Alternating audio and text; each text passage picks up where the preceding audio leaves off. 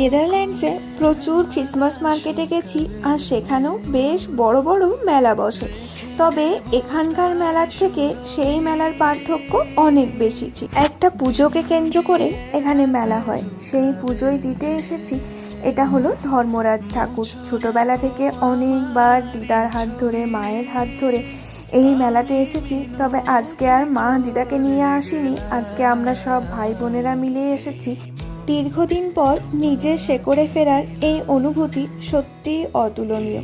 প্রবাসের চাকচিক্য যতই থাকুক না কেন, গ্রাম বাংলার মেলার সেই ধুলো, বালি, মাটির গন্ধ আর চেনা মানুষগুলোর ভিড়ে যে শান্তি পাওয়া যায় তা বিশ্বের অন্য কোথাও মেলা ভার।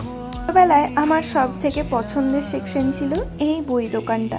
কত যে বই কিনেছি আর কত পড়েছি তা মেলায় ঘুরতে ঘুরতে হঠাৎ চোখে পড়লো ঝালমুড়ি কাকুকে। ভাবলাম আর অপেক্ষা কিসের, এত দিন পর এরম সুযোগ আর হাতছাড়া না করে সঙ্গে সঙ্গে বললাম আমার জন্য একটা বানিয়ে দিন তো। মেলাতে আসলেই গরম গরম জিলিপি, চপ, এগরোল, মোগলাই সব কিছুর গন্ধে যেন ম করছে।